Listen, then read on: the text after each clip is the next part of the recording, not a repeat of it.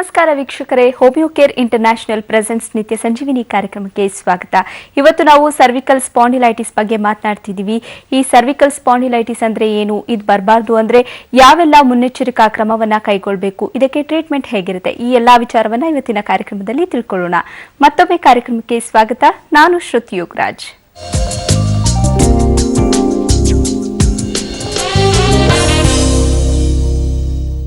ಇವತ್ತಿನ ಕಾರ್ಯಕ್ರಮದಲ್ಲಿ ನಮ್ಮ ಜೊತೆಗಿದ್ದಾರೆ ಡಾಕ್ಟರ್ ಪಾರ್ವತಿ ಅವರು. ಡಾಕ್ಟರ್, ಕಾರ್ಯಕ್ರಮಕ್ಕೆ ಸ್ವಾಗತ. Thank you very much. Doctor, ಈ ಸರ್ವಿಕಲ್ ಸ್ಪಾಂಡಿಲೈಟಿಸ್ ಅಂದ್ರೆ ಏನು, ಇದು ಯಾಕೆ ಬರುತ್ತೆ ಅಂತ? ಫಸ್ಟ್ ಆಫ್ ಆಲ್, ಈಗ ಸ್ಪೈನಲ್ಲಿ ನಾವು ತೊಗೊಂಡ್ರೆ ಸರ್ವೈಕಲ್ ಅಂದರೆ ಕತ್ತು ಭಾಗ ಆಗುತ್ತೆ. ಸೊ ನೆಕ್ ರೀಜನಿಗೆ ನಾವು ಸರ್ವೈಕಲ್ ಅಂತ ಹೇಳ್ತೇವೆ. ಸೊ ಅದೇ ರೀತಿ ನಮ್ಮ ಬೆನ್ ಸೆಂಟರ್ ಏನಿದೆ ನೋಡಿ, ಬೆನ್ನಿದ್ದು ಅದು ಎಲ್ಲ ನಮಗೆ ಥೊರಾಸಿಕ್. ಸೊ ಲೋವರ್ ರೀಜನ್ ಏನಿರುತ್ತೆ ಅದನ್ನು ನಾವು ಲಂಬಾರ್ ಅಂತ ಹೇಳ್ತೇವೆ. So cervical spondylosis, thoracic spondylosis, lumbar spondylosis ಇದೆಲ್ಲ ರಿಲೇಟೆಡ್ ಟು ಈ ಸ್ಪೈನಿಗೆ. ಸೊ ಇದು ಬೆನ್ನು ಹುರಿ ಏನು ಹೇಳ್ತೇವೆ, ಇದು ಮೇಜರ್ ನಮ್ಮದು ಸ್ಕೆಲಿಟಲ್ ಸಿಸ್ಟಮಲ್ಲೇ ಇದು ಮೇಜರ್ ಸ್ಪೈನ್. ಇದು ಮೇಜರ್ ಅಂದರೆ ಈಗ ಅದರಲ್ಲಿ ಏನೇ ಕಂಪ್ಲೇಂಟ್ಸ್ ಬಂದರೂ ಕೂಡ, ಅದರಲ್ಲಿ ಸಣ್ಣ ಪುಟ್ಟ ಇಂಜುರೀಸ್ ಆದರೂ ಕೂಡ ನಿಮಗೆ ಇಂಟರ್ನಲ್ ಆರ್ಗನ್ಸಿಗೂ ಕೂಡ ರಿಸ್ಕ್ ಫ್ಯಾಕ್ಟರ್ಸ್ ಆಗುತ್ತೆ. ಸೊ ಈಗ ಬ್ಲಾಡರ್ ತೊಗೊಳ್ಳಿ ಅಥವಾ ಯೂರಿನೇಷನ್ ತೊಗೊಳ್ಳಿ, ಮೋಷನ್ ತೊಗೊಳ್ಳಿ, ಇದ್ರದ್ದು ಕಂಪ್ಲೇಂಟ್ಸು ಕೂಡ ಸ್ಟಾರ್ಟ್ ಆಗುತ್ತೆ ಸ್ಪೈನಲ್ಲಿ ಏನಾದರೂ ತುಂಬ ಏರ್ಫೇರ್ ಆದಾಗ. ಸೊ ಈ ಸ್ಪಾಂಡಿಲೈಟಿಸ್, ಸ್ಪಾಂಡಿಲೋಸಿಸ್ ಅಂದಾಗ ನಿಮಗೆ ಕತ್ತಿದ್ದು ಈಗ ನಾರ್ಮಲ್ ಏಜಿಗೆ ನಾವು ತೊಗೊಂಡ್ರೆ 35-40+ ಆಗಿದ್ಮೇಲೆ ತುಂಬ ನಾವು ವರ್ಕ್ ಪ್ರೆಷರ್ಸಿಂದ ಅಥವಾ ಆಕ್ಯುಪೇಷನಲಿಂದ ಅಥವಾ ಈವನ್ ಏಜ್ ರಿಲೇಟೆಡ್ 45-50 ಆಗಿದ್ಮೇಲೆ ಏಜ್ ರಿಲೇಟೆಡಿಂದನೂ ಈ ಡಿಸ್ಕ್ ಸ್ಪೇಸ್ ಏನಿದೆ ನೋಡಿ ಕಡಿಮೆ ಆಗ್ತಾ ಬರುತ್ತೆ. ಸೊ ಅದು ನಿಮಗೆ ಬಲ್ಜಿಂಗ್ ಸ್ಟಾರ್ಟ್ ಆಗುತ್ತೆ, ಡಿಸ್ಕ್ ಬಲ್ಜಿಂಗ್ ಸ್ಟಾರ್ಟ್ ಆಗುತ್ತೆ. ಸೊ ಅದ್ರ ಜೊತೆಗೆ ನರ್ವ್ ಕಾಂಪ್ರೆಷನ್ಸ್ ಆಗುತ್ತೆ, ಅಲ್ಲಿಂದ ಪೇನ್ ಸ್ಟಾರ್ಟ್ ಆಗೋದು. ಸೊ ಕತ್ತು ನೋವು ಹೇಳ್ತಾರೆ ಜನರಲಿ. ಸೊ ಕತ್ತು ನೋವಿದೆ, ಸುಮಾರು ತಿಂಗಳಿಂದ ಇದೆ, ಮೆಡಿಸಿನ್ಸ್ ತೊಗೊಳ್ತಾರೆ, ಪೇನ್ ಕಿಲ್ಲರ್ಸ್ ಆಗಲಿ ಅಥವಾ ಯಾವುದೇ ರೀತಿ ಮಸಾಜ್ ತೊಗೊಂಡಾಗ ಇಂಪ್ರೂವ್ಮೆಂಟ್ಸ್ ಬರುತ್ತೆ, ಮತ್ತೆ ಸ್ವಲ್ಪ ದಿವಸ ಆದಮೇಲೆ ಮತ್ತೆ ಸ್ಟಾರ್ಟ್ ಆಗೋದು. ಸೊ ಇದರಲ್ಲಿ ರಿಲೇಟೆಡ್ ಟು ಡಿಸ್ಕಿಗೆ ಸಂಬಂಧಪಟ್ಟಿದ್ದಿರುತ್ತೆ. ಸೊ ಸರ್ವೈಕಲ್ ರೀಜನಲ್ಲಿ ಆಗಿರೋಂತೆ ಫಸ್ಟ್ ನಾವು ನೋಡೋದು ಮಸಲ್ ಸ್ಪ್ಯಾಸಮ್ಸ್. ಏನಾದರೂ ಮಸಲಿಗೆ ನಾವು ತುಂಬ ಈಗ ಲಾಂಗ್ ಜರ್ನೀಸ್ ಮಾಡಿದ್ದಾರೆ, 2 hours 3 hours ಅಥವಾ 2 days ತುಂಬ ಡೇ ಆ್ಯಂಡ್ ನೈಟ್ ಜರ್ನೀಸ್ ಮಾಡಿದ್ದಾರೆ. ಸೊ ಆವಾಗ ನಮಗೆ ಪೇನ್ ಆಗೋದು ಅದು ರಿಲೇಟೆಡ್ ಟು ಮಸಲ್ ಇರುತ್ತೆ. ಸೊ ಮಸ್ಕ್ಯುಲರ್ ಸ್ಪ್ಯಾಸಮ್ ಆಗುತ್ತೆ, ತುಂಬ ಕಂಟಿನ್ಯೂಸ್ ಕೂತ್ಕೊಳ್ಳೋದ್ರಿಂದ ತೊಗೊಳ್ಳಿ, ಡ್ರೈವರ್ಸಿಗೆ ತೊಗೊಳ್ಳಿ, ಡ್ರೈವಿಂಗ್ ತೊಗೊಳ್ಳಿ, ಈ ಥರ ಟ್ರಿಪ್ಪಿಗೆಲ್ಲ ಹೋದಾಗ ಲಾಂಗ್ ಅವರ್ಸ್ ಜರ್ನಿ ಮಾಡಿದಾಗ ಅದು ಕತ್ತು ನೋವು ಬರುತ್ತೆ, ಅದು ರಿಲೇಟೆಡ್ ಟು ಮಸಲ್ ಇರುತ್ತೆ. ಸೊ ಇದೇ ರೀತಿ ಪದೇ ಪದೇ ಆದಾಗ ಪೇನ್ ಕಿಲ್ಲರ್ಸ್ ತೊಗೊಳ್ಳಿ, ಮಸಾಜ್ ಎಲ್ಲ ಮಾಡಿದ್ಮೇಲೆ ಮತ್ತೇನೂ ಬರ್ತಾ ಇದೆ ಪುನಃ. ಸೊ ಆವಾಗ ಎಕ್ಸ್ರೇ ನೆಸಸರಿ ಇರುತ್ತೆ. ಆ ಎಕ್ಸ್ರೇನಲ್ಲಿ ನೀವು ನೋಡಿದ್ರೆ ಡಿಸ್ಕ್ ಒಂದಿರುತ್ತೆ, ನಿಮಗೆ ಬೋನ್ ಒಂದಿರುತ್ತೆ, ಸ್ಪೈನ್ ಬೋನ್, ಅದು ಬಿಟ್ಟು ಮಸಲ್ಸು ಬರುತ್ತೆ. ಸೊ ಇದರಲ್ಲಿ ಯಾವ್ದು ರೀಜನಲ್ಲಿ ನಿಮ್ಗೆ ಏನು ಪೇನ್ ಆಗ್ತಾ ಇದೆ, ಅದು ರೀಸನ್ ಪೇನಿಗೆ ಯಾವ್ದು ಕಾರಣ ಇದೆ. ಸೊ ಸ್ಪಾಂಡಿಲೋಸಿಸ್, ಸ್ಪಾಂಡಿಲೈಟಿಸ್ ಅಂದಾಗ ಈ ಡಿಸ್ಕಲ್ಲಿ ನಿಮಗೆ ನಡುವೆ ಈ ಡಿಸ್ಕ್ ಅನ್ನೋದಲ್ವ ನಾವು ಒಂದು ಕುಷನ್ ಥರ ಇರುತ್ತೆ. ಸೊ 2 ಸ್ಪೈನ್ ಬೋನ್ ನಡುವೆ ಈ ಕುಷನ್ ಸಬ್ಸ್ಟೆನ್ಸ್ ಇರೋದು. ಸೊ ಏಜ್ ರಿಲೇಟೆಡ್ 45-50+ ಆಗಿದ್ಮೇಲೆ ನಾರ್ಮಲಿ ಜನರಲಿ ಎಲ್ಲರಿಗೂ ಸಹ ಡಿಸ್ಕ್ ಸ್ಪೇಸ್ ಅಲ್ಲಿಂದ ಕಡಿಮೆ ಆಗ್ತಾ ಬರುತ್ತೆ. ಬಿಕಾಸ್ ಡಿಸ್ಕ್ ಬಲ್ಜಿಂಗ್ ಆಗಕ್ಕೆ ಸ್ಟಾರ್ಟ್ ಆಗುತ್ತೆ. ಡಿಸ್ಕ್ ಬಲ್ಜಿಂಗ್ ಆದಾಗ ಸವಿಯೋದು ಅಂತ ಹೇಳ್ತೇವೆ. ಈಗ ಆಸ್ಟಿಯೋಆರ್ಥರೈಟಿಸ್ ಕಾಲಿದ್ದು ಹೇಗೆ ಮೂಳೆ ಸವಿಯುತ್ತೆ, ಹಾಗೇನೆ ಸೇಮ್ ಸ್ಪೈನಲ್ಲೂ ಕೂಡ ಸೆಳೆತ ಸ್ಟಾರ್ಟ್ ಆಗುತ್ತೆ. ಸೊ ಈ ಸವಿಯೋದ್ರಿಂದ ಪೇನ್ ಸ್ಟಾರ್ಟ್ ಆಗೋದು. ಓಕೆ ಡಾಕ್ಟರ್, ಈ ಮೂಳೆ ಸವೆತ ಅಥವಾ ಈ ರೀತಿ ಆಗಬಾರ್ದು, ನಮಗೆ ಸ್ಪೈನಲ್ ಡಿಕಂಪ್ರೆಷನ್ ಇದು ಬರಬಾರ್ದು ಅಂದರೆ ಡಿಸ್ಕ್ ಕಂಪ್ರೆಸ್ ಆಗೋದು ಆ ಥರ ಆಗಬಾರ್ದು ಅಂದರೆ ನಾವು ಯಾವ ರೀತಿ ಮುನ್ನೆಚ್ಚರಿಕಾ ಕ್ರಮವನ್ನು ತಗೊಳ್ಬೇಕಾಗತ್ತೆ? ಸೊ ಈಗ ಆಲ್ಮೋಸ್ಟ್ ಮುಂಚೆಯಿಂದನೂ ಅವ್ರು ಸಫರ್ ಆಗ್ತಿದ್ದಾರೆ ಅಂದ್ಕೊಳ್ಳಿ, ತುಂಬ ವರ್ಷದಿಂದನೇ ನೋವಿದೆ, ಆದರೂ ಹಾಗೇನೆ ಮಾಡ್ತಿದ್ದಾರೆ. ಟ್ರಾವೆಲಿಂಗ್ ತೊಗೊಳ್ಳಿ ಅಥವಾ ನಿಂತ್ಕೊಂಡು ಕೆಲಸ ಮಾಡೋದು, ಕೂತ್ಕೊಂಡು ಕಂಪ್ಯೂಟರ್ಸ್ ಮುಂದೆ ತುಂಬ ಅವರ್ಸ್ ಟುಗೆದರ್ ಮಾಡ್ತಾರೆ. ಇದೆಲ್ಲ ಕಂಟಿನ್ಯೂಸ್ ಆಗಿ ಮಾಡಿದಾಗ ಇನ್ನೂ ವೇರ್ ಆ್ಯಂಡ್ ಟೇರ್ ಜಾಸ್ತಿ ಆಗುತ್ತೆ ಸ್ಪೈನ್ ಮೇಲೆ. ಸೊ ಅದಕ್ಕೆ ಸಂಬಂಧಪಟ್ಟಿದ್ದ ಈಗ ಪ್ರಿವೆಂಟಿವ್ ಮೆಡಿಸಿನ್ಸ್ ನಾವು ನೋಡಿದ್ರೆ ಸರ್ವೈಕಲ್ ಕಾಲರ್ ಹೇಳ್ತೇವೆ, ಕಾಲರ್ ತೊಗೊಳ್ಳಿ, ಲಂಬಾರ್ ಬೆಲ್ಟ್ಸ್ ಇರುತ್ತೆ. ಈ ಥರ ಬೆಲ್ಟ್ಸ್ ಯೂಸ್ ಮಾಡೋದ್ರಿಂದ ಅಲ್ವಾ ಕಾಂಪ್ಲಿಕೇಶನ್ ಸ್ಟಾಪ್ ಆಗುತ್ತೆ. ಸೊ ಜಾಸ್ತಿ ಡಿಜನರೇಷನ್ ಆಗೋದು ಸ್ಟಾಪ್ ಆಗುತ್ತೆ, ಸರ್ವೈಕಲ್ ಕಾಂಪ್ರೆಷನ್ಸ್ ಆಗೋದು ಸ್ಟಾಪ್ ಆಗುತ್ತೆ. ಸೊ ಬಟ್ ಎಲ್ಲಕ್ಕಿಂತಲೂ ಫಸ್ಟ್ ಅಲ್ವಾ ಈಗ ಸರ್ವೈಕಲ್ ರೀಜನ್ ಮತ್ತು ಲಂಬಾರ್ ರೀಜನ್ ನಾವು ಮೇಜರ್ ನಮ್ಮದು ವೇಟ್ ಬೇರಿಂಗು ಕೂಡ ಹಾಗೇ ಇರುತ್ತೆ. ಈಗ ನೀವು ಇರೆಕ್ಟಾಗಿ ಕೂತ್ಕೊಳ್ಬೇಕು, ಪೊಸಿಷನ್ಸ್ ತೊಗೊಳ್ಳಿ, ಪೊಸಿಷನ್ ಇಂಪ್ರಾಪರಿಂದನೂ ನಿಮಗೆ ಪೇನ್ ಸ್ಟಾರ್ಟ್ ಆಗುತ್ತೆ, ಲಾಂಗ್ ಅವರ್ಸ್ ಜರ್ನಿಯಿಂದನೂ ಪೇನ್ ಸ್ಟಾರ್ಟ್ ಆಗುತ್ತೆ. ಇಲ್ಲ ಸಣ್ಣ ಪುಟ್ಟ ಇಂಜುರಿ ಆಗಿದೆ, ಆಕ್ಸಿಡೆಂಟ್ಸ್ ಆಗಿದೆ, ಡಿಸ್ಕಿಗೆ ಏನಾದರೂ ಪ್ರಾಬ್ಲಮ್ ಆಗಿದೆ, ಸೊ ಅಲ್ಲಿಂದನೂ ನಿಮಗೆ ಪ್ರಾಬ್ಲಮ್ ಸ್ಟಾರ್ಟ್ ಆಗುತ್ತೆ.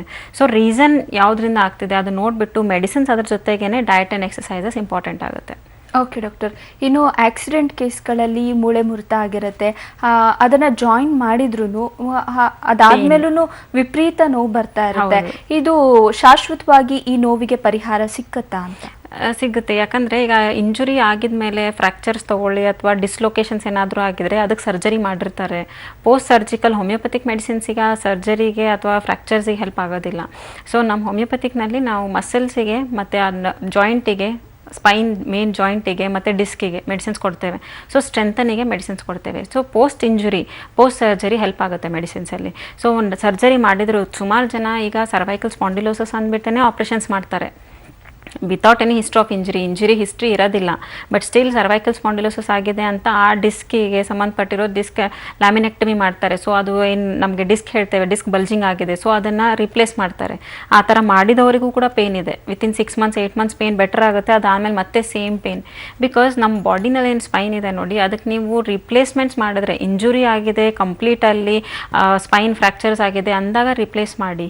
ಓನ್ಲಿ ಸ್ಪಾಂಡಿಲೈಟಿಸ್ ಅಂದರೆ ಓನ್ಲಿ ಇನ್ಫ್ಲಮೇಷನ್ ಆಗಿದ್ರೆ ಈ ಡಿಸ್ಕ್ ಸ್ಪೇಸಲ್ಲಿ ಇನ್ಫ್ಲಮೇಷನ್ಸ್ ಆಗುತ್ತೆ. ಆ 2 ಡಿಸ್ಕ್ ನಡುವೆ ಅಲ್ವಾ ಲಿಕ್ವಿಡ್ ಇರುತ್ತೆ, ಫ್ಲೂಯಿಡ್. ಸೊ ಆ ಫ್ಲೂಯಿಡ್ ಇನ್ಫ್ಲಮೇಷನ್ಸ್ ಆದರೆ ನಿಮಗೆ ನೋವು ಸ್ಟಾರ್ಟ್ ಆಗೋದು. ಸೊ ಆ ಇನ್ಫ್ಲಮೇಷನ್ಸ್ ಕಡಿಮೆ ಮಾಡಿ with homeopathic medicines. So homeopathic medicines ನಾವು ಕೊಡೋದು ಆ ಇನ್ಫ್ಲಮೇಷನ್ ರಿಡ್ಯೂಸ್ ಆಗೋದಕ್ಕೆ. ಇನ್ಫ್ಲಮೇಷನ್ ರಿಡ್ಯೂಸ್ ಆದರೆ ಪೇನ್ ಬರೋದಿಲ್ಲ. ಸೊ ಓನ್ಲಿ ಇನ್ಫ್ಲಮೇಷನ್ಸಿಗೆ ನೀವು ಡಿಸ್ಕನ್ನೇ ರಿಪ್ಲೇಸ್ ಮಾಡಿ ಅಥವಾ ನೀವು ಲ್ಯಾಮಿನೆಕ್ಟಮಿ ಈ ಥರದ್ದು ಮಾಡಿದ್ರೆ ಮತ್ತೆ ಪುನಃ ಇನ್ಫ್ಲಮೇಷನ್ಸ್ ಬೇರೆ ಡಿಸ್ಕಲ್ಲಿ ಆಗೋದೇನೆ. ಸೊ ರಿಪೀಟೆಡ್ ಸರ್ಜರೀಸ್ ಮಾಡೋದಕ್ಕೂ ಅಲವ್ ಇರೋದಿಲ್ಲ. ಸೊ ಮೇಜರ್ ನಾವು ಪೇಷಂಟ್ಸಲ್ಲಿ ನೋಡಿದಾಗ ಸರ್ವೈಕಲ್ ಸ್ಪಾಂಡಿಲೋಸಿಸ್ ಬಂದಾಗ C5 C6 ರೀಜನಿಗೆ ಜಾಸ್ತಿ ಆಗಿರುತ್ತೆ. ಅಂದರೆ ಮೆಜಾರಿಟಿ ಅಲ್ಲೇ ಪೇನ್ ತೋರಿಸುತ್ತೆ. ಅವ್ರ ಎಕ್ಸ್ರೇಸಲ್ಲೂ ಕೂಡ ಹಾಗೆ C4 C5 ಅಂತ ಇರುತ್ತೆ. ಸರ್ವೈಕಲ್ 4 ಸರ್ವೈಕಲ್ ಸ್ಪೈನ್ 5 ಇಲ್ಲೇ ಜಾಸ್ತಿ. ಯಾಕಂದರೆ ನಾವು ಕೂತ್ಕೊಳ್ಳೋ ಪೊಸಿಷನ್ ತೊಗೊಳ್ಳಿ, ನಾವು ಮಾತಾಡಬೇಕಾದಾಗ ಅಥವಾ ಮೊಬೈಲ್ಸ್ ಯೂಸೇಜಿಂದ ತುಂಬ ಲಾಂಗ್ ಅವರ್ಸ್, ಸೊ ನಮಗೆ ಪ್ರೆಷರ್ ಬೀಳೋದೇ ಈ ರೀಜನ್ ಆಫ್ ಸ್ಪೈನ್ಸಲ್ಲಿ. ಸೊ ಈ ರೀಜನ್ ತುಂಬ ವೇರ್ ಆ್ಯಂಡ್ ಟೇರ್ ಆಗುತ್ತೆ. ಸೊ ಮುಂಚೆ 45-50+ ಆಗಿದ್ಮೇಲೆ ಈ ಪ್ರಾಬ್ಲಮ್ ಸ್ಟಾರ್ಟ್ ಆಗ್ತಿತ್ತು. ಬಟ್ ಇವಾಗ 35ಸಲ್ಲೇ ಸ್ಟಾರ್ಟ್ ಆಗಿದೆ 10 years ಮುಂಚೆ, ಬಿಕಾಸ್ ಆಫ್ ನಮ್ದು usage and lack of exercises ಅಂತ ಹೇಳ್ಬೋದು. ಸೊ ಎಕ್ಸಸೈಸಸ್ ಕಡಿಮೆ ಆಗುತ್ತೆ, ಲಾಂಗ್ ಅವರ್ಸ್ ನಾವು ಮೊಬೈಲ್ಸ್ ತೊಗೊಂಡಿರ್ತೇವೆ. ಈವನ್ ಮೊಬೈಲ್ಸು ಕೂಡ ಹಾಗೆ ಸ್ಟ್ರೇಟ್ ಹಾರಿಸಾಂಟಲ್ ಇರೋದಿಲ್ಲ ಪೊಸಿಷನ್. ಸೊ ಆಲ್ವೇಸ್ ನಾವು ಕೆಳಗಡೆ ಇಟ್ಕೊಂಡೇ ನೋಡೋದು. ಸೊ ಅದು ಡಿಸ್ಕ್ ಇನ್ನೂ ನಿಮಗೆ ಕಾಂಪ್ರೆಷನ್ ಜಾಸ್ತಿ ಆಗುತ್ತೆ. ಬಿಕಾಸ್ ಲಾಂಗ್ ಅವರ್ಸ್ ನೀವು ಕತ್ತು ಬೆಂಡ್ ಮಾಡ್ಕೊಂಡೇ ನೋಡ್ತಾ ಇರೋದು. ಸೊ ಲಾಂಗ್ ಅವರ್ಸ್ ಯೂಸ್ ಮಾಡೋದ್ರಿಂದನೂ ಆಗುತ್ತೆ. ಇವಾಗ ರೀಸೆಂಟಾಗಿ ನೋಡೋದು ಮೆಜಾರಿಟಿ 30ಸಲ್ಲೇ ಬರ್ತಾರೆ patients. Because of this cause ಇದೇ ಇರುತ್ತೆ. ಸೊ ಲಾಂಗ್ ಅವರ್ಸ್ ಕೂತ್ಕೊಳ್ಳೋದ್ರಿಂದ. ಈವನ್ ನೀವು ತೊಗೊಳ್ಳಿ ಆಕ್ಯುಪೇಷನಲ್ಲೂ ಕೂಡ ಹಾಗೆ MNC ಕಂಪ್ನೀಸಲ್ಲಿ ಮೆಜಾರಿಟಿ ವರ್ಕ್ ಮಾಡ್ತಿರ್ತಾರೆ and long hours 10 hours 12 hours PC ಮುಂದೆ ಇರ್ತಾರೆ. ಸೊ ಇದರಿಂದನೂ ಅವರಿಗೆ ಬೇಗ ಕಾಂಪ್ರೆಷನ್ ಸ್ಟಾರ್ಟ್ ಆಗುತ್ತೆ. ಸೊ ಇದ್ರ ಜೊತೆಗೇ ಏನಿದೆ ಡಯಟ್ ಆ್ಯಂಡ್ ಎಕ್ಸಸೈಸಸ್ ಅದನ್ನು ಫಾಲೋ ಮಾಡ್ತಾ ಬಂದರೆ ನಿಮಗೆ ವೇರ್ ಆ್ಯಂಡ್ ಟೇರ್ ಕಡಿಮೆ ಆಗುತ್ತೆ ಆ್ಯಂಡ್ ಕಾಂಪ್ರೆಷನ್ಸ್ ಕಡಿಮೆ ಆಗುತ್ತೆ ಆ್ಯಂಡ್ ಡಿಸ್ಕ್ ಹೆಲ್ದಿ ಇರುತ್ತೆ. ವೇಟ್ ಒಬೆಸಿಟಿ ರಿಲೇಟೆಡು ಹಾಗೇ. ಸೊ ವೇಟ್ ಮೇಂಟೆನೆನ್ಸ್ ಮಾಡ್ತಾ ಹೋಗಿ ಅದ್ರ ಜೊತೆಗೆ exercise related to spine general exercises ಮಾಡ್ತಾ ಬಂದರೆ ಕಾಂಪ್ರೆಷನ್ಸ್ ರೆಡ್ಯೂಸ್ ಆಗುತ್ತೆ. ಓಕೆ ಡಾಕ್ಟರ್, ಇನ್ನು ಒಬೆಸಿಟಿಯಿಂದ ತುಂಬ ಜನ ಸಖತ್ ದಪ್ಪ ಇರ್ತಾರೆ. ಅವ್ರಿಗೇನಾಗುತ್ತೆ, ಈ ಸೊಂಟ ನೋವು ಬರುತ್ತೆ. ಸೊಂಟ ನೋವು ಬರ್ತಾ ಅದೇನಾದರೂ ಸರ್ವೈಕಲ್ ಸ್ಪಾಂಡಿಲೋಸಿಸ್ ಆಗುವಂಥ ಚಾನ್ಸಸ್ ಇದೆಯಾ? ಅವ್ರು ಯಾವ ರೀತಿ ಇರಬೇಕಾಗುತ್ತೆ ಅವರ ಜೀವನ ಕ್ರಮ? ಒಬೆಸಿಟಿ ಒಂದೇ ರೀಸನ್ ಇರೋದಿಲ್ಲ. ಈಗ ಡಯಾಬಿಟಿಸ್ ತೊಗೊಳ್ಳಿ ಅಥವಾ ಹೈಪರ್ ಟೆನ್ಷನ್ಸ್ ತೊಗೊಳ್ಳಿ, ಥೈರಾಯ್ಡ್ ಡಿಸಾರ್ಡರ್ಸ್ ತೊಗೊಳ್ಳಿ, ಇದು ಎಲ್ಲ ಅಲ್ವಾ ಮೇಜರ್ ಡಿಸೀಸಸ್ ಇನ್ ಆರ್ಗನ್. ಸೊ ಈ ಡಿಸೀಸಸ್ ಯಾರಿಗಾದರೂ ಇದ್ದರೆ ಓವರಾಲ್ ಬಾಡಿ ವೀಕ್ನೆಸ್ ಸ್ಟಾರ್ಟ್ ಆಗುತ್ತೆ. ಸೊ ಸ್ಪೈನ್ ಒಂದೇ ಇರೋದಿಲ್ಲ, ಸೊ ಬೋನ್ ವೀಕ್ನೆಸ್ ಸ್ಟಾರ್ಟ್ ಆಗುತ್ತೆ. ನೀವು ಡಯಾಬಿಟಿಸು ತೊಗೊಳ್ಳಿ, ಹೈಪರ್ ಟೆನ್ಷನ್ ಪೇಷಂಟ್ಸ್ ತೊಗೊಳ್ಳಿ, ಥೈರಾಯ್ಡ್ ಡಿಸಾರ್ಡರ್ ಪೇಷಂಟ್ಸ್ ತೊಗೊಳ್ಳಿ, ಇವರು ಎಲ್ಲರಲ್ಲೂ ಅಲ್ವಾ ಕ್ಯಾಲ್ಶಿಯಂ ಡೆಫಿಷಿಯನ್ಸಿ ಸ್ಟಾರ್ಟ್ ಆಗುತ್ತೆ. ಸೊ ಕ್ಯಾಲ್ಶಿಯಮಲ್ಲಿ ಏರ್ಫೇರ್ ಸ್ಟಾರ್ಟ್ ಆಗುತ್ತೆ. ಸೊ ತುಂಬ ಲೋ ಲೆವೆಲ್ಸ್ ಕ್ಯಾಲ್ಶಿಯಂ ಇರುತ್ತೆ. ಸೊ ಇವರಲ್ಲಿ ಸ್ಪೈನ್ ಮೇಜರ್ ಥಿಂಗ್. ಸೊ ಆ ಸ್ಪೈನಿಗೂ ಕೂಡ ಹಾಗೆ ಈಗ ಲಂಬಾರ್ ರೀಜನಲ್ಲಿ ಈಗ ಕೂತ್ಕೊಂಡು ಒಬೆಸಿಟಿ ಇರೋರಿಗೂ ನಾವು ಹೇಳಿದಾಗೆ ವೇಟ್ ಜಾಸ್ತಿ ಇದ್ರಿಂದ ಸ್ಪೈನ್ಸ್ ಪ್ರಾಬ್ಲಮ್ ಬರುತ್ತೆ. ಬಟ್ ಸ್ಪೈನ್ ಒಂದೇ ಇರೋದ್ರಿಂದ ನಮಗೆ ಸರ್ವೈಕಲ್ ಪೇನ್ ಸ್ಟಾರ್ಟ್ ಆದರೂ ಅಲ್ವಾ ವಿತಿನ್ 6-8 monthsಲ್ಲಿ ಲಂಬಾರ್ ಪೇನ್ ಸ್ಟಾರ್ಟ್ ಆಗುತ್ತೆ. ಅಂದರೆ ಬೆನ್ನು ನೋವು ಸ್ಟಾರ್ಟ್ ಆಗಿಬಿಡುತ್ತೆ. ಕತ್ತು ನೋವು ಇರೋರಿಗೆ ಬೆನ್ನು ನೋವು ಬೇಗ ಬರುತ್ತೆ, ಬೆನ್ನು ನೋವು ಇರೋರಿಗೆ ಕತ್ತು ನೋವು ಬರೋ ಚಾನ್ಸಸ್ ಜಾಸ್ತಿ. ಯಾಕಂದರೆ ನರ್ವ್ಸ್ ಎಲ್ಲ ಪಾಸ್ ಆಗೋದು ಒಂದರಿಂದ ಇನ್ನೊಂದು. ಸೊ ಪಾಸ್ ಆಗೇ ಆಗುತ್ತೆ. ಇನ್ಫ್ಲಮೇಷನ್ ಕೆಳಗಡೆ ಲಂಬಾರ್ ರೀಜನಲ್ಲಿ ಆಗಿದೆ, ಯಾರಿಗಾದ್ರೂ ಬೆನ್ನು ಜಾಸ್ತಿ ಆಗಿದೆ, ಲಂಬಾರ್ ರೀಜನಲ್ ಸ್ಪಾಂಡಿಲೋಸಿಸ್ ಆಗಿದೆ, ಬೆನ್ನು ಸ್ಪಾಂಡಿಲೋಸಿಸ್, ಅದು ವಿತಿನ್ 6-8 monthsಲ್ಲಿ ಸರಿಯಾಗಿ ಕ್ರಮ ತೊಗೊಳ್ಳದೇ ಇದ್ದರೆ ಅಥವಾ ಎಕ್ಸಸೈಸಸ್ ಮಾಡದೇ ಇದ್ದರೆ ಸರ್ವೈಕಲಿಗೆ ಟರ್ನ್ ಆಗೇ ಆಗುತ್ತೆ. ಸರ್ವೈಕಲ್ ಕತ್ತಲ್ಲೂ ಕೂಡ ಪೇನ್ ಸ್ಟಾರ್ಟ್ ಆಗುತ್ತೆ. ಸುಮಾರು ಜನ ಪೇಷಂಟ್ಸ್ ಹಾಗೆ ಹೇಳ್ತಾರೆ, ಲಂಬಾರ್ ರೀಜನಲ್ಲಿ ಲೋ ಬ್ಯಾಕಿಗೆ ಪೇನ್ ಇರೋರಿಗೆ ಅವರು ಆಪ್ರೇಷನ್ಸ್ ಮಾಡಿರ್ತಾರೆ ಬ್ಯಾಕಲ್ಲಿ, ವಿತಿನ್ 1 year 2 yearsಲ್ಲಿ ಮತ್ತೆ ಕತ್ತು ನೋವು ಸ್ಟಾರ್ಟ್ ಆಗಿರುತ್ತೆ. ಸೊ ಅಲ್ಲಿ ಮತ್ತೆ ರಿಪೀಟೆಡ್ ಸರ್ಜರೀಸ್ ಮಾಡೋದಕ್ಕೆ ಅಲವ್ ಇರೋದಿಲ್ಲ ಅಥವಾ ಪೇಷಂಟ್ಸ್ ಹೋಗೋದಿಲ್ಲ. ಸೊ ಇದು ರೀಸನ್ ಏನಿದೆ ನೋಡಿ ಸೇಮ್. ಸೊ ನರ್ವ್ ಕಾಂಪ್ರೆಷನ್ಸ್ ಒಂದರಿಂದ ಒಂದು ಹೋಗ್ತಾನೆ ಇರುತ್ತೆ. ಇನ್ನು ನಾವು ಫೀಮೇಲ್ಸಲ್ಲಿ ತೊಗೊಳ್ತೇವೆ, ಸುಮಾರು ಜನ ಪೇಷಂಟ್ಸ್ C-sections ಹೋಗಿರ್ತಾರೆ, ಸಿಸೇರಿಯನ್ ಸೆಕ್ಷನ್ಸ್ ಮಾಡ್ಕೊಂಡಿರ್ತಾರೆ, ಅಥವಾ ಅವರು ಕೂಡ ಹಾಗೆ ಒಬೆಸಿಟಿಯಿಂದ ಆ್ಯಂಡ್ ನೀವು ಹಿಸ್ಟ್ರೆಕ್ಟಮಿ ಮಾಡಿರ್ತಾರೆ, ಗರ್ಭಕೋಶ ತೆಗೆದಿರ್ತಾರೆ, ಗರ್ಭಕೋಶದ ಗಡ್ಡೆ ಇದೆ ಅಂತ ತೆಗೆದಿರ್ತಾರೆ, ಅಥವಾ ಯಾವುದೋ ರೀಸನ್ನಿಂದ ನಿಮಗೆ ಅನಿಸ್ಥಿಷಿಯಾ ಕೊಡ್ತಾರೆ ಲಂಬಾರ್ ರೀಜನ್ಸಲ್ಲಿ. ಸೊ ಅದರಿಂದನೂ ಕೂಡ ನಿಮಗೆ lumbar pain almost, back pain almost ಲೈಫೆಲ್ಲ ಇರುತ್ತೆ. ಸೊ ಇದು ಎಲ್ಲ ಕಾಂಪ್ಲಿಕೇಶನ್ಸ್ ಅವಾಯ್ಡ್ ಮಾಡಬೇಕಾದ್ರೆ along with exercises, diet and medications necessary ಇರುತ್ತೆ. Okay doctor. ಇನ್ನು ಕೆಲವೊಬ್ರು ತುಂಬಾ ನೋವು ಬರ್ತಿದೆ ಅಂತ ಮಸಾಜ್ ಮಾಡಿಸ್ಕೊಳ್ಳೋದಾಗಿರ್ಬೋದು, ಮತ್ತೆ ನೆಕ್ ಎಕ್ಸಸೈಸ್ ಮಾಡ್ತಾ ಇರ್ತಾರೆ, ಅವ್ರಿಗೆಲ್ಲ ಒಂಥರ ಟಕ್ ಟಕ್ ಆ ಥರ ಸೌಂಡ್ ಬರ್ತಾ ಇರುತ್ತೆ. ಇದು ಕೂಡ ಸರ್ವೈಕಲ್ ಸ್ಪಾಂಡಿಲೈಟಿಸ್ ಆಗುವಂತ ಚಾನ್ಸಸ್ ಜಾಸ್ತಿ ಇರುತ್ತಾ? ಎಸ್, ಇದು ಕಾಂಪ್ಲಿಕೇಶನ್ಸ್. ಈಗ ಸರ್ವೈಕಲ್ ಸ್ಪಾಂಡಿಲೋಸಿಸ್ ಅಲ್ಲೂ ಕೂಡ ನಾವು ಸ್ಟೇಜಸ್ ಹೇಳ್ತೇವೆ. ಸೊ ಫಸ್ಟ್ ಇನಿಷಿಯಲಿ ಅಲ್ವಾ ಇನ್ಫ್ಲಮೇಷನ್ ಆಗುತ್ತೆ. ಸೊ ಈ ಡಿಸ್ಕ್ ನಡುವೆ, ಡಿಸ್ಕ್ ನಮ್ಮದು 2 ಸ್ಪೈನ್ ನಡುವೆ ಡಿಸ್ಕ್ ಇರೋದ್ರಿಂದ ಡಿಸ್ಕ್ ಕಾಂಪ್ರೆಷನ್ ಜಾಸ್ತಿ ಆಗಿಬಿಡುತ್ತೆ.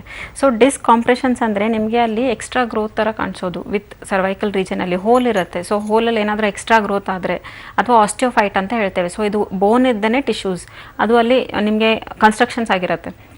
ಅದರಿಂದ ನಿಮಗೆ ನರ್ವ್ ಕಾಂಪ್ರೆಷನ್ ಸ್ಟಾರ್ಟ್ ಆಗೋದು. ಆ ನರ್ವ್ ಕಾಂಪ್ರೆಷನ್ಸಿಂದ ಫಸ್ಟ್ ಸ್ಟಾರ್ಟ್ ಆಗೋದೇ ನೋವು. ಸೊ ಲೋಕಲ್ ಪೇನ್ ಹೇಳ್ತಾರೆ. ಸೊ ಈ ರೀಜನಲ್ಲಿ ನೆಕ್ ಮಾತ್ರನೇ ಪೇನ್ ಇದೆ, ಲಂಬಾರ್ ಬ್ಯಾಕ್ ಮಾತ್ರನೇ ಪೇನ್ ಇದೆ. ಸುಮಾರು ದಿವಸ ಈಗ ಮೆಡಿಸಿನ್ಸ್ ತೊಗೊಳ್ತಿದ್ದಾರೆ, ಮಸಾಜಿಂಗ್ ಮಾಡ್ತಾರೆ. ಸೊ ಮಸಾಜಿಂಗ್ ತೊಗೊಳ್ಳಿ, ಫಿಸಿಯೋಥೆರಪಿ ತೊಗೊಳ್ಳಿ, ಅಥವಾ ಅಕ್ಯುಪಂಚರ್ಸ್ ಅಕ್ಯುಪ್ರೆಷರ್ಸ್ ತೊಗೊಳ್ಳಿ, ಇದೆಲ್ಲ ಎಕ್ಸ್ಟರ್ನಲ್ ಹೆಲ್ಪ್ ಆಗುತ್ತೆ. ನಿಮಗೆ ಟೆಂಪ್ರವರಿಗೆ 3 ಮಂತ್ಸಿಗೆ 4 ಮಂತ್ಸಿಗೆ ಇಂಪ್ರೂವ್ಮೆಂಟ್ ಬಂದೇ ಬರುತ್ತೆ. ಇದು ಎಲ್ಲರಿಗಿಂತ ಮೇಲೆ ಇಂಟರ್ನಲ್ ಕಂಪ್ಲೇಂಟ್ಸ್ ಜಾಸ್ತಿ ಇರೋದು. ಸೊ ಎಕ್ಸ್ಟರ್ನಲ್ ನೀವು ಏನೇ ಮಾಡಿ ಅದೆಲ್ಲ ಟೆಂಪ್ರವರಿ ಹೆಲ್ಪ್ ಆಗುತ್ತೆ, ನೋ ಡೌಟ್. ಬಟ್ ಮತ್ತೆ ರಿಪೀಟ್ ಆಗೋದೇನೆ ಪೇನ್, ಯಾಕಂದರೆ ಒಳಗಡೆ ಡಿಸ್ಕ್ ಕಾಂಪ್ರೆಷನ್ ಜಾಸ್ತಿ ಆಗಿರುತ್ತೆ, ನರ್ವ್ ಕಾಂಪ್ರೆಷನ್ಸ್ ತೋರಿಸ್ತಾ ಇರುತ್ತೆ. ಆ ಡಿಸ್ಕ್ ಬಲ್ಜಿಂಗಿಂದ ನರ್ವ್ ಮೇಲೆ ಕಾಂಪ್ರೆಷನ್ಸ್ ಆಗುತ್ತೆ. ಸೊ ಈ ಕಾಂಪ್ರೆಷನ್ ರೆಡ್ಯೂಸ್ ಆಗಬೇಕು. ಈ ಕಾಂಪ್ರೆಷನ್ ರೆಡ್ಯೂಸ್ ಆದರೆ ಪೇನ್ ರೆಡ್ಯೂಸ್ ಆಗುತ್ತೆ. ಸೊ ಸೇಮ್ ವೈಸ್ ಈಗ ನೀವು ಡಿಸ್ಕಲ್ಲಿ ನಿಮಗೆ ತುಂಬಾ ಊದ್ಕೊಂಡಿದೆ ಆಲ್ರೆಡಿ, ಸೊ ಹೊರಗಡೆ ನೀವು ಎಷ್ಟೇ ಮಸಾಜ್ ಮಾಡಿ ಇಂಟರ್ನಲ್ ಕಾಂಪ್ರೆಷನ್ಸ್ ತೋರಿಸ್ತಾನೆ ಇರುತ್ತೆ. ಸೊ ಒಂದು few months, 3 months, 2 months betterment ತೋರಿಸುತ್ತೆ, ಅಗೇನ್ ಸೇಮ್ ಪೇನ್. ಸೊ ಅದಕ್ಕೆ ಎಕ್ಸ್ಟರ್ನಲ್ ನೀವು ಮಾಡಿದ್ರೂ ಸಹ ಇಂಟರ್ನಲ್ ಪೇನ್ ಕಿಲ್ಲರ್ ತೊಗೊಳೋಕ್ಕಿಂತಲೂ ಹೋಮಿಯೋಪತಿಕ್ ಮೆಡಿಸಿನ್ಸಲ್ಲಿ ಈಗ ಡಿಸ್ಕ್ ಬಲ್ಜಿಂಗ್ ಕಡಿಮೆ ಆಗುತ್ತೆ ವಿತ್ ಮೆಡಿಕೇಷನ್ಸ್. ಸೊ ಅದರಿಂದ ನಿಮಗೆ ನರ್ವ್ ಕಾಂಪ್ರೆಷನ್ಸ್, ನರ್ವ್ ಮೇಲೆ ಭಾರ ಬೀಳೋದು, ಪ್ರೆಷರ್ ಬೀಳೋದು ಕಡಿಮೆ ಆಗುತ್ತೆ. ಹಾಗೆ ಆಗಿದ್ಮೇಲೆ ನಿಮಗೆ ಪೇನ್ ರಿಡ್ಯೂಸ್ ಆಗೋದು. ಓಕೆ ಡಾಕ್ಟರ್, ಇನ್ನು ನೀವಾಗಲೇ ಹೇಳ್ತಾ ಇದ್ರಿ, ಹೆಚ್ಚಿನ ಒತ್ತಡ ಮೂಳೆ ಮೇಲೆ ಬಿದ್ದಾಗ, ಬೆನ್ನಿನ ಮೂಳೆ ಮೇಲೆ ಅಥವಾ ಕುತ್ತಿಗೆ ಮೂಳೆ ಮೇಲೆ ಬಿದ್ದಾಗ, ಮತ್ತು ಕ್ಯಾಲ್ಶಿಯಂ ಕಡಿಮೆ ಇರುವಾಗ, ಇಂಥ ಟೈಮಲ್ಲಿ ಏನು ನೋವು ಕಾಣಿಸ್ಕೊಳ್ಳುತ್ತೆ ಅಂತ. ಕೆಲವೊಂದು ಟೈಮು PCOD ಸಮಸ್ಯೆಯಿಂದ ಹೆಣ್ಮಕ್ಳು ತುಂಬ ಬಳಲ್ತಾ ಇರ್ತಾರೆ, 2-3 ತಿಂಗಳಾದ ಮೇಲೆ ಪೀರಿಯಡ್ಸ್ ಆಗ್ತಾ ಇರುತ್ತೆ. ಅಂಥ ಟೈಮಲ್ಲಿ ಸಿಕ್ಕಾಪಟ್ಟೆ ನೋವ್ತಾ ಏನು ಬೆನ್ನು ಬರುತ್ತೆ, ಕೂರೋಕ್ಕಾಗೋದಿಲ್ಲ, ಮತ್ತು ಕೂತ್ಕೊಂಡು ಕೆಲಸ ಮಾಡೋದಕ್ಕಾಗಲ್ಲ, ಈ ಥರ ಆಗ್ತಾ ಇರುತ್ತೆ. ಮತ್ತು ರೆಗ್ಯುಲರ್ ಪೀರಿಯಡ್ಸ್ ಇರೋರ್ಗೂ ಈ ಸಮಸ್ಯೆ ಕಾಡ್ತಾ ಇರುತ್ತೆ. ಯಾಕೆ? ಇದು ರಿಲೇಟೆಡ್ ಟು ಹಾರ್ಮೋನ್ಸಿಗಿರುತ್ತೆ. ಯಾಕಂದರೆ ಇದು ಬೆನ್ನಿಗೆ ಸಂಬಂಧಪಟ್ಟಿರೋದು ತುಂಬ ಕಡಿಮೆ. ಬೆನ್ನು ನೋವಿರುತ್ತೆ, ಬಟ್ ಅದು ಓನ್ಲಿ ಮಸ್ಕ್ಯುಲರ್ ಪೇನ್ಸ್ ಇರುತ್ತೆ. ಈ ಸ್ಪೈನಿಗೆ, ಡಿಸ್ಕಿಗೆ ತುಂಬ ವರ್ಷದಿಂದ ಡಿಸ್ಮೆನೋರಿಯಾ ಇದೆ, ತುಂಬ ವರ್ಷದಿಂದ ರೆಗ್ಯುಲರ್ ಪೀರಿಯಡ್ಸ್ ಇದ್ದರೂ ಸಹ ತುಂಬ ಪೇನ್ ಇದೆ, ಆದರೂ ಸಹ ಸ್ಪೈನಿಗೆ ಏನೂ ಎಫೆಕ್ಷನ್ಸ್ ಇರೋದಿಲ್ಲ. ಸೊ ಸ್ಪೈನ್, ಡಿಸ್ಕ್, ಈ ಬೋನ್ಸಿಗೆ, ಮೂಳೆಗೆ ಕಂಪ್ಲೇಂಟ್ಸ್ ಇರೋದಿಲ್ಲ. ಅದು ಪ್ಯೂರ್ಲಿ ಮಸ್ಕ್ಯುಲರ್ ಪೇನ್ಸೇ ಇರುತ್ತೆ. ಸೊ ಮಸಲ್ಸ್ ಜಾಸ್ತಿ ಇನ್ವಾಲ್ವ್ ಆಗುತ್ತೆ, ಯಾಕಂದರೆ ಬ್ಲೀಡಿಂಗ್ ಯಾವಾಗ ಆಗುತ್ತೆ, ನಿಮಗೆ ಕಾಂಟ್ರಾಕ್ಷನ್ಸ್ ತುಂಬ ಆಗೋದು. ಸೊ ಕಾಂಟ್ರಾಕ್ಷನ್ ಜಾಸ್ತಿ ಆದಾಗ ಪೇನ್ ಜಾಸ್ತಿ ಆಗುತ್ತೆ. So until bleeding once flow ಆಗಿದೆ ಅಂತಂದರೆ ಪೇನ್ಸ್ ತಾನಾಗೆ ಕಡಿಮೆ ಬರುತ್ತೆ. ಸೊ ಇದು ರಿಲೇಟೆಡ್ ಟು ಮಸಲಿಗೆ. ಸೊ ಡಿಸ್ಕಿಗೆ ಅಥವಾ ನಮ್ಮ ಡಿಸ್ಕ್ ಪ್ರಾಬ್ಲಮ್ಸ್ ತೊಗೊಳ್ಳಿ, ಅಥವಾ ಜಾಯಿಂಟ್ ರಿಲೇಟೆಡ್ ಸ್ಪೈನಿಗೆ ತುಂಬ ಕಡಿಮೆ ಎಫೆಕ್ಷನ್ಸ್ ಇರೋದು. ಓನ್ಲಿ ರಿಲೇಟೆಡ್ ಟು ಮಸ್ಕ್ಯುಲರ್ ಇರುತ್ತೆ. ಅದನ್ನೇ ಅಂದ್ಕೊಳ್ತಾರೆ. ಈಗ ಸುಮಾರು ಪೇಷಂಟ್ಸ್ ಅಲ್ವಾ, ತುಂಬ ಹೊತ್ತು ನಿಂತ್ಕೊಳ್ಳೋದ್ರೆ ಅವ್ರ ವರ್ಕಿಂದ ಪೇನ್ಸ್ ಬರುತ್ತೆ. ಅವ್ರ ಎಕ್ಸ್ರೇಸ್, MRI ಎಲ್ಲ ನೋಡ್ತಾರೆ, ಎಲ್ಲ ನಾರ್ಮಲಾಗೇ ಇರುತ್ತೆ. ಯಾಕಂದರೆ ರೀಸನ್ ಏನಿದೆ ಅಂದರೆ ಇದು ಮೋಸ್ಟ್ ಆಫ್ ಮಸ್ಕ್ಯುಲರ್ ಪೇನ್ ಇರುತ್ತೆ. ಇವರಿಗೆ ಮೆಡಿಕೇಷನ್ಸೇ ಬೇಕು ಅಂತಿರೋದಿಲ್ಲ. ಇವ್ರು ಎಕ್ಸಸೈಸಸ್ ಸ್ವಲ್ಪ ಮಾಡ್ಕೊಂಡು ಹೋದರೆ, ಅಥವಾ ಕರೆಕ್ಟಾಗಿ ಪ್ರಾಪರ್ ಪೊಸಿಷನ್ಸ್ ಮೇಂಟೈನ್ ಮಾಡಿದ್ರೆ ವಿತೌಟ್ ಮೆಡಿಕೇಷನ್ಸ್ ಪೇನ್ ಹೋಗುತ್ತೆ, ಆ್ಯಂಡ್ ಲೈಫ್ ಲಾಂಗು ಪೇನ್ ಇರೋದಿಲ್ಲ. ಬಟ್ ಇದು ಹಾಗೇ ವರ್ಕ್ ಮಾಡ್ತಿದ್ದಾರೆ, ಪೇನ್ ಕಿಲ್ಲರ್ಸ್ ತೊಗೊಳ್ತಾರೆ, ಮಸಾಜಿಂಗ್ ಮಾಡ್ತಾರೆ, ಆದರೂ ನೋವು ಇದ್ದೇ ಇರುತ್ತೆ. ಅದು ಮಸ್ಕ್ಯುಲರ್ ತುಂಬ. ಸೊ ಇದಕ್ಕೆ ಮೆಡಿಕೇಷನ್ಸ್ ನೆಸಸರಿ ಇಲ್ಲ. ಎಕ್ಸಸೈಸಸ್ ಕರೆಕ್ಟ್ ಮಾಡ್ಕೊಳ್ಳಿ, ಅಥವಾ ವರ್ಕೌಟ್ ಕರೆಕ್ಟ್ ಮಾಡಿ ನಾರ್ಮಲ್ ಆಗುತ್ತೆ. ಓಕೆ, ಒಬ್ರು ಕಾಲರ್ ಇದ್ದಾರೆ. ಮಂಡ್ಯದಿಂದ ಲತಾ ಅನ್ನೋರು ಕರೆ ಮಾಡಿದ್ದಾರೆ. ನಮಸ್ಕಾರ ಲತಾ ಅವರೇ. ನಮಸ್ಕಾರ ಮೇಡಮ್. ಡಾಕ್ಟರ್ ಇದ್ದಾರೆ, ಮಾತನಾಡಿ ಮಾ. ಓಕೆ, ನಮಸ್ಕಾರ, ಹೇಳಿ ಅಮ್ಮ ಲತಾ ಅವರೇ. ಮೇಡಮ್ ನಮ್ಗೆ ತುಂಬಾ ಪೇನ್ ನೋವು ಬರುತ್ತೆ ಮೇಡಮ್, ಸ್ವಂತ. ಯಾವಾಗಿಂದ ಅಮ್ಮ? ನಮ್ಗೆ ಇದು ಒಂದು 2 ವರ್ಷದಿಂದ ತುಂಬಾ ನೋವು ಜಾಸ್ತಿ ಆಗೈತೆ. ಓಕೆ, ತೋರಿಸ್ಕೊಂಡಿದ್ದೀರಾ? ಏನಾದರೂ ಮೆಡಿಸಿನ್ಸ್ ಅಥವಾ ಎಕ್ಸ್ರೇಸ್ ಏನಾದರೂ ಮಾಡಿದ್ದೀರಾ? ಅದು ಮಂಡ್ಯ ಅಲ್ಲಿ ನಾವು ಒಬ್ರು ಶಾಪ್ ಇದ್ದಾರೆ, ಅಲ್ಲಿ ಹೋಗಿ ಸ್ವಲ್ಪ ಏನೋ ಇಂಜೆಕ್ಷನ್ ತಗೊಂಡ್ರೆ ನೋವು ಕಮ್ಮಿ ಆಗುತ್ತೆ, ಇಲ್ಲಾಂದ್ರೆ ತಿರ್ಗಾ ಜಾಸ್ತಿ ಆಗುತ್ತೆ. ಅದಕ್ಕೆ ನೀವು ಎಕ್ಸ್ರೇ ನೋಡ್ಕೊಳ್ಬೇಕಮ್ಮ. ಒಳಗಡೆ ನಿಮಗೆ ಡಿಸ್ಕ್ದ ಪ್ರಾಬ್ಲಮ್ ಇರುತ್ತೆ, ಒಳಗಡೆ ನಿಮ್ಮದು ಸ್ಪೈನ್ ಬೋನ್ ಏನಿದೆ ನೋಡಿ, ಅದು ಕಾಂಪ್ರೆಷನ್ಸ್ ಆಗಿರುತ್ತೆ. ಸೊ ಅದಕ್ಕೆ ಕರೆಕ್ಟಾಗಿ ಮೆಡಿಸಿನ್ಸ್ ಏನಂದರೆ ಹೋಮಿಯೋಪತಿಕ್ ಮೆಡಿಸಿನ್ಸಿಂದ ನಿಮ್ದು ಆ ಡಿಸ್ಕ್ ಬಲ್ಜಿಂಗ್ ಒಳಗಡೆ ಊದ್ಕೊಂಡಿರುತ್ತೆ, ಆ ಊತ ಬರೋದ್ರಿಂದ ನಿಮ್ಮ ನರದ ಮೇಲೆ ಕಾಂಪ್ರೆಷನ್ ಆಗಿರುತ್ತೆ. ಆ ಕಾಂಪ್ರೆಷನ್ಸ್ ಕಡಿಮೆ ಆದರೆ ನಿಮ್ಮ ನೋವು ಹೋಗೋದು. ನೀವು ಇಂಜೆಕ್ಷನ್ಸ್, ಟ್ಯಾಬ್ಲೆಟ್ಸ್ ತೊಗೊಂಡ್ರೂ ಸಹ ನಿಮ್ಗೆ ತುಂಬ ಸಿವಿಯರ್ ಇದೆ ಅಂದರೆ ತೊಗೊಂಡಿರ್ತೀರ. ಸೊ ಅದು ಟೆಂಪ್ರರಿ ರಿಲೀಫ್ ಆಗುತ್ತೆ ನಿಮಗೆ. ಬಟ್ ಪರ್ಮನೆಂಟಾಗಿ ವಾಸಿ ಆಗಬೇಕು ಅಂದರೆ ನೀವು ಡಿಸ್ಕಿಗೆ ಮೆಡಿಸಿನ್ಸ್ ತೊಗೊಳ್ಬೇಕು. ಥ್ಯಾಂಕ್ ಯು ಲತಾ ಅವರೇ. ಮತ್ತೊಬ್ರು ಕಾಲರ್ ರೆಡಿ ಇದ್ದಾರೆ. ವಸಂತರಾವ್ ಮೈಸೂರಿನಿಂದ ಕರೆ ಮಾಡಿದ್ದಾರೆ. ನಮಸ್ಕಾರ ವಸಂತ್ ಅವರೇ. ನಮಸ್ತೆ ಮೇಡಮ್. ಹೇಳಿ, ಯಾವ ವಿಷಯದ ಬಗ್ಗೆ ಕೇಳಬೇಕಿತ್ತು? ನಮ್ಗೆ ಯಾವಾಗ್ಲೂ ಬ್ಯಾಕ್ ಪೇನ್ ಇರುತ್ತೆ ಮೇಡಮ್, ತುಂಬಾ ಬೆನ್ನೋವು. ಮತ್ತೆ ಇವಾಗ ಅದು ಬ್ಯಾಕ್ ಪೇನ್ ಕಮ್ಮಿ ಆಗ್ತಾ ಇದ್ದಾಗ ಇವಾಗ ಹಿಂಡಿ ನೋವು ಶುರುವಾಗಿದೆ. ಬಲ್ದಾಗಡೆ ಕಾಲ್ ಹಿಂಡಿ ಅಂತೂ ತುಂಬಾನೇ ನೋವಿದೆ ಮೇಡಮ್. ಸರಿಮಾ, ಡಾಕ್ಟರ್ ಇದ್ದಾರೆ, ಮಾತನಾಡಿ. ಹೇಳಿ ಅಮ್ಮ ವಸಂತ. Hello madam. ಹಾ ಅಮ್ಮ ಹೇಳಿ, ಯಾವಾಗಿಂದ ಇದೆ ಇದು ಎಲ್ಲ ನೋವು ನಿಮಗೆ? ನಮ್ಗೆ 1-2 ವರ್ಷದಿಂದಾನು ಬ್ಯಾಕ್ ಪೇನ್ ಇದೆ ಮೇಡಮ್. ಯಾವಾಗ್ಲೂ ಹಾಸಿಗೆ ಮೇಲೆ ಮನಿಕೊಳ್ಳೋದು, ಆದ್ರೂ ಬೆನ್ನು ನೋವು. ಮತ್ತೆ ಇವಾಗ 1 ತಿಂಗಳಿಂದ ತುಂಬಾನೇ ಹಿಂಡಿ ನೋವಿದೆ ಮೇಡಮ್. ಅದು ಹಿಮ್ಮಿಡಿ ನೋವಲ್ಲಮ್ಮ, ನಿಮ್ಗೆ ಎಕ್ಸ್ಟ್ರಾ ಗ್ರೋತ್ ಆ ಥರ ಇರುತ್ತೆ, ಕ್ಯಾಲ್ಕೇನಿಯಲ್ ಸ್ಪರ್ ಅಂತ ಹೇಳ್ತೇವೆ ಅದನ್ನ ಎಕ್ಸ್ರೇನು ನೋಡ್ಕೊಳ್ಳಿ. ಬಟ್ ಬೆನ್ನು ನೋವಿಗೆ ನೀವು ಬೆಲ್ಟ್ ಯೂಸ್ ಮಾಡ್ಕೊಳ್ಬೋದು. ನೋವು ನಿಮ್ಗೆ ಈಗ ರೆಸ್ಟ್ ಮಾಡಿದ್ರೆ ನೋವು ಕಡಿಮೆ ಇರುತ್ತೆ, ವರ್ಕ್ ಮಾಡಿದ್ರೆ ಮತ್ತೆ ನೋವು ಜಾಸ್ತಿ ಆಗ್ತಾ ಇದೆ ಅಂದರೆ ಸ್ವಲ್ಪ ದಿವಸ 1 2 to 3 months ಬೆಲ್ಟ್ ಯೂಸ್ ಮಾಡ್ಕೊಳ್ಳಿ. ಆಮೇಲೆ ಎಕ್ಸ್ರೇಸಲ್ಲಿ ನೋಡಿ ನಿಮಗೆ ಯಾವ್ದು ರೀತಿ ಪ್ರಾಬ್ಲಮ್ ಇದೆ. ನಿಮ್ಮ ಮೂಳೆಗೆ ಡಿಸ್ಕಿಗೆ ಪ್ರಾಬ್ಲಮ್ ಇರಲಿಲ್ಲ ಅಂದರೆ ಸ್ವಲ್ಪ ದಿವಸ ಬೆಲ್ಟ್ ಹಾಕಿದ್ಮೇಲೆ ತಾನಾಗೆ ರೆಡ್ಯೂಸ್ ಆಗುತ್ತೆ. ಡಿಸ್ಕಿಗೆ ಏನಾದರೂ ಪ್ರಾಬ್ಲಮ್ ಆಗಿತ್ತು, ನಿಮ್ಮ ಮೂಳೆಗೆ ಅದರಲ್ಲಿ ಪ್ರಾಬ್ಲಮ್ ಆಗಿತ್ತು ಅಂದರೆ ಅದಕ್ಕೆ ಮೆಡಿಸಿನ್ಸ್ ಮಾಡ್ಕೊಳ್ಳಿ, homeopathic medicines. Thank you Vasanth ಅವರೇ. ಮತ್ತೊಬ್ರು ಕಾಲರ್ ಭಾಗ್ಯ ಅನ್ನೋರು ಕರೆ ಮಾಡಿದ್ದಾರೆ. ನಮಸ್ಕಾರ ಭಾಗ್ಯ ಅವರೇ. ನಮಸ್ತೆ ಮೇಡಮ್. ಡಾಕ್ಟರ್ ಇದ್ದಾರೆ, ನಿಮ್ಮ ಸಮಸ್ಯೆ ಹೇಳಿಮಾ. ಹಲೋ. ಹಲೋ ಹೇಳಿ ಅಮ್ಮ ಭಾಗ್ಯ. ಮೇಡಮ್, ನನಗೆ ನೆಕ್ ಪೇನ್ ತುಂಬಾ ಬರುತ್ತೆ. ಓಕೆ, ಅದಕ್ಕೆ ಏನಾಗ್ತಲ್ಲ. ಇವಾಗ ಎಷ್ಟಮ್ಮ ನಿಮ್ದು ಏಜ್? ನನಗೆ 21. ಓಕೆ, ಯಾವಾಗಿಂದ ಇದೆ ಅಮ್ಮ ನಿಮಗೆ ನೆಕ್ ಪೇನ್? 2 years. 2 yearsಯಿಂದ ಏನಾದರೂ ಮೆಡಿಸಿನ್ಸ್ ಮಾಡಿದ್ದೀರಾ ಅಥವಾ ರಿಪೋರ್ಟ್ಸ್ ಏನಾದರೂ ಮಾಡಿಸ್ಕೊಂಡಿದ್ದೀರಾ? ನಾನು ಮೆಡಿಸಿನ್ ತಗೊಂತಿದ್ದೆ. ಓಕೆ, ಎಕ್ಸ್ರೇಸ್ ಮಾಡಲಿಲ್ವಾ ಅಮ್ಮ ನೀವು? ಮಾಡ್ತಿದ್ವಿ, ಬಟ್ ಏನು ಪ್ರಾಬ್ಲಮ್ ಇಲ್ಲ ಅಂತ ಬಂದಿದೆ. ಓಕೆ, ನಿಮ್ಮದು ವೇಟ್ ಎಷ್ಟಿದೆ ಅಮ್ಮ? ವೆಯ್ಟ್ 40 ಇದೆ. ಓಕೆ, ಸ್ವಲ್ಪ ನೀವು ಎಕ್ಸಸೈಸಸ್ ಮಾಡ್ಕೊಳ್ಳಿ. ಯಾಕಂದರೆ ಇಷ್ಟು ಚಿಕ್ಕ ಏಜಿಗೆ 20-25 ಒಳಗಡೆ ನಿಮ್ಮ ಮೂಳೆಗೆ ತುಂಬ ಪ್ರಾಬ್ಲಮ್ಸ್ ಇರೋದಿಲ್ಲ. ಮೂಳೆ ಒಳಗಡೆ ನಿಮಗೆ ನರ್ವ್ ಕಾಂಪ್ರೆಷನ್ಸ್ ಆಗೋದು ಅದೆಲ್ಲ ತುಂಬ ಕಡಿಮೆ, ಆ ಚಾನ್ಸಸ್ ತುಂಬ ಕಡಿಮೆ ಇರುತ್ತೆ.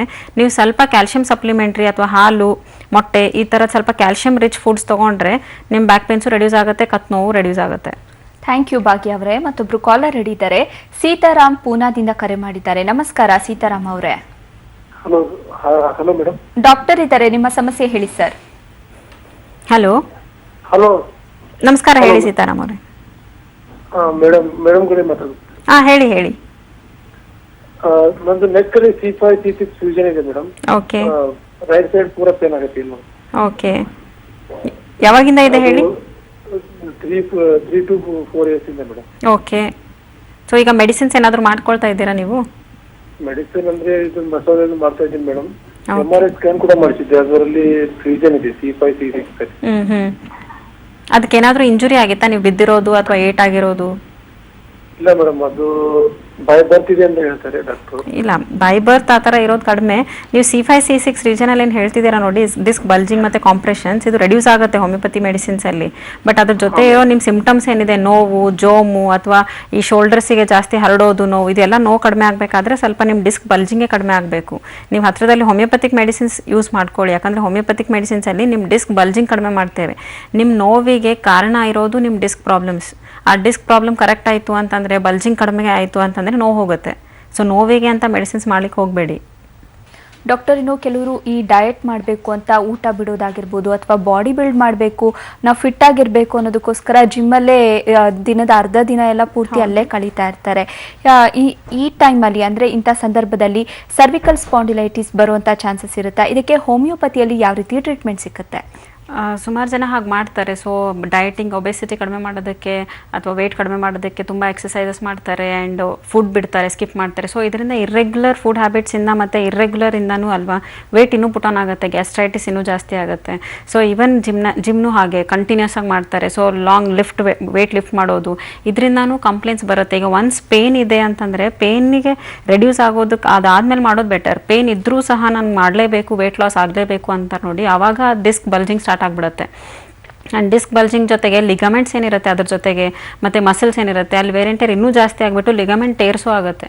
ಆ ಟೇರ್ ಇದ್ದರೆ ನಿಮಗೆ ಸರ್ಜರಿನೇ ಬೇಕು, ಆ ಥರ ಆ ಸ್ಟೇಜಿಗೂ ಹೋಗ್ತಾರೆ ಕೆಲವು ಪೇಷಂಟ್ಸ್. ಸೊ ಇದ್ರ ಜೊತೆಗೆ ಈಗ ಹೋಮಿಯೋಪತಿನಲ್ಲಿ ನಾವು ಮೆಡಿಸಿನ್ಸ್ ಮಾಡೋದೇನಿದೆ ನೋಡಿ, ಇದು ಫಸ್ಟ್ ಆಫ್ ಆಲ್ ಕಂಪ್ಲೇಂಟ್ಸ್ ತುಂಬ ಇರುತ್ತೆ, ಸಿಮ್ಟಮ್ಸ್ ತುಂಬ ಇರುತ್ತೆ. ನೋವಿರುತ್ತೆ, ನೋವು ಜೊತೆಗೆ ಜೋಮ್ ಬರುತ್ತೆ, ಜೋಮಿಂದ ಬೇರೆ ಕೆಳಗಡೆ ಹರಡೋದು, ಮತ್ತು ಕೈಗೆಲ್ಲ ಜೋಮ್ ಬರೋದು, ಟಿಂಗ್ಲಿಂಗ್ ಸೆನ್ಸೇಷನ್, ಪಿನ್ ಥರ ಚುಚ್ಚೋ ಹಾಗೆ ಸಿಮ್ಟಮ್ಸ್ ಹೇಳ್ತಾರೆ.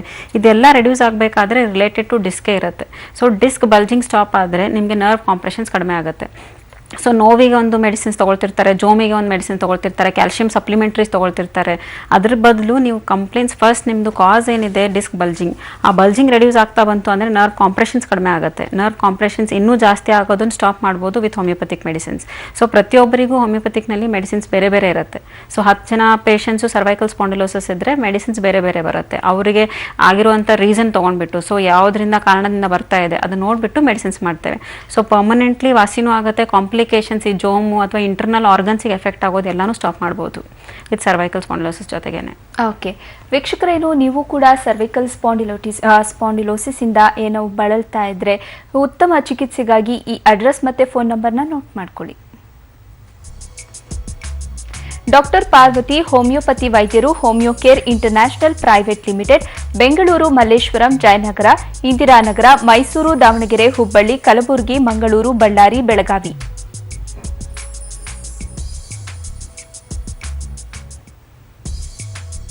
ಇನ್ನು ಫೋನ್ ನಂಬರ್ಸ್ ಹೀಗಿದೆ: 9550001133, ಮತ್ತೊಂದು ಫೋನ್ ನಂಬರ್ 180010081212.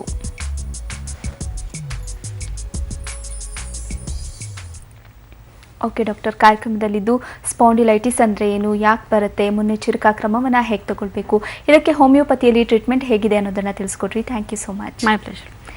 ವೀಕ್ಷಕರೇ, ಇದಾಗಿತ್ತು ಈ ಹೊತ್ತಿನ ವಿಶೇಷ ನಿತ್ಯ ಸಂಜೀವಿನಿ ಕಾರ್ಯಕ್ರಮ. ನೆನಪಿಲ್ಲಿ, ನ್ಯೂಸ್ ಅಂದರೆ ಪಬ್ಲಿಕ್ ಟಿವಿ.